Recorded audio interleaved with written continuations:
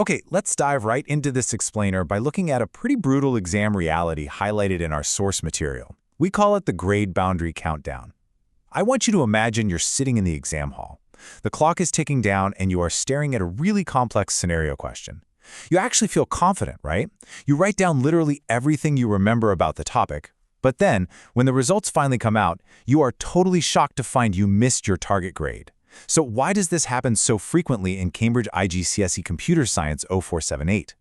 Well, according to the analysis, it often comes down to this absolutely tiny number, 3. It's kind of crazy, but just 3 dropped marks on a single scenario question can literally pull you below your target grade boundary. It is an incredibly tight margin of error. In computer science, the difference between an average grade and the absolute top band, it isn't just about knowing what a network is or what an algorithm does. It is all about how precisely you map your knowledge to the specific constraints of the mark scheme. Just 3 missed marks on a high-value question can entirely shift the whole shebang. So this brings us to a massive question the materials pose. Why does standard revision just flat out fail to get top marks? We see it all the time. Students memorize the facts, they read the textbook cover to cover, they know all their terminology, but they still miss out. Why? Because knowing the subject and knowing how to extract marks from the examiner are 2 entirely different skills. The strategy shows that standard revision focuses strictly on the what, while an elite top-band exam strategy focuses on the how and the why, adapting your knowledge to very specific command words and scenario constraints. Today, we are unpacking an elite, step-by-step strategy to secure top-band marks. We'll be looking at 1. The grade boundary trap. 2.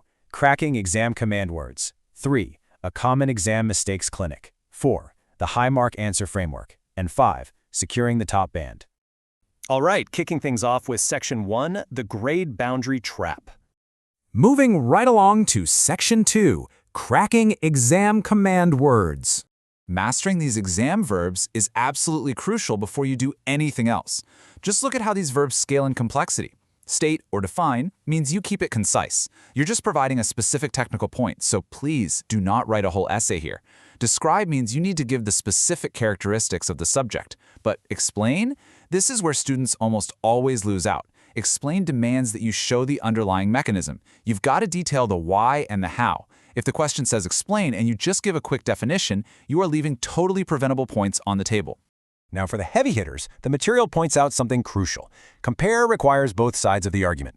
You can't just talk about one side, you have to actively show the relationship or the difference. But evaluate, that means you absolutely must apply your knowledge directly to the specific scenario given. If the prompt gives you a scenario, every single part of your answer must apply to those scenario nouns and constraints. You literally cannot give a generic textbook answer for an evaluate question and expect to get the marks.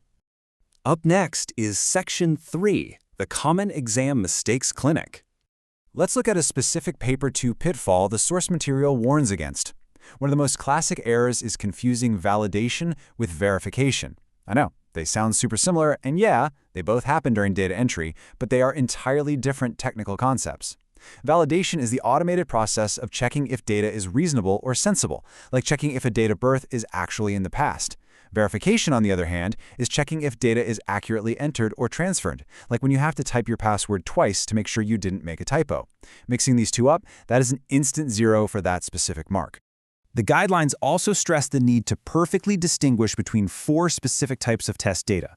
You've got normal data, which is your standard, expected input, abnormal data, which is completely invalid input specifically designed to produce an error, boundary data, which sits exactly on the edge of your acceptable limits, and extreme data. If a question asks you to design a test plan or complete a trace table exercise, you must know exactly which of these applies.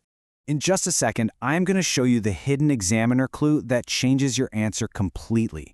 But first, you need the framework that makes that clue super obvious. Because honestly, identifying the clue is only half the battle. Knowing exactly how to construct your sentence around it is what actually secures you that top band. Which brings us to Section 4, the High Mark Answer Framework.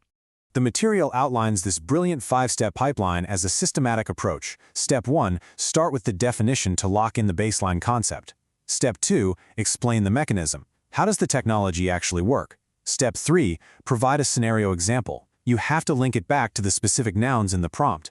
Step 4, state the consequence or advantage. What's the real-world impact in this specific scenario? And step 5, wrap it up with precise examiner wording. You gotta use the exact vocabulary the syllabus mandates. If you push your knowledge through this specific template, you become practically immune to dropping those silly marks.